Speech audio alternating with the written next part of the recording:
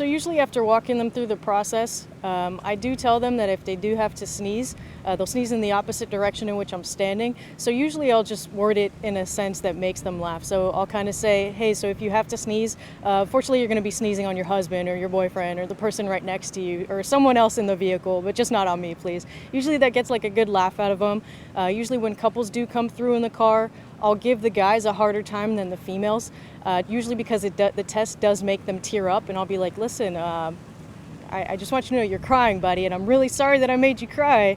We'll just kind of joke back and forth with them, so I'll give the guys a much harder time because they'll start to cry, and then their girlfriends or their wives won't cry, and I'll be like, yeah, she definitely took the test a lot better than you did, buddy. But usually it's something like that, or with the children, I'll joke around with them and I'll ask them, what their favorite characters are, princess, superheroes, anything like that. And then I'll just kind of ask them to pretend that they are that person and that we're gonna be going up their nose just to pick their boogers with the kids. Usually that's what we'll do. It's the big thing. It's like, hey, we're just gonna pick your boogers, and then you could go back to being Princess Elsa or Spider-Man or whatever superhero it is that you are. So really anything to just kind of ease their mind. So not really too jokish, but in a sense it's still easing their mind.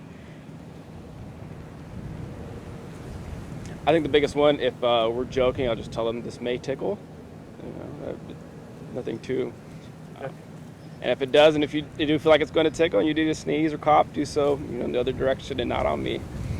And usually that gets a crack out of them, the fact that they may possibly sneeze, cough, or whatever they may feel.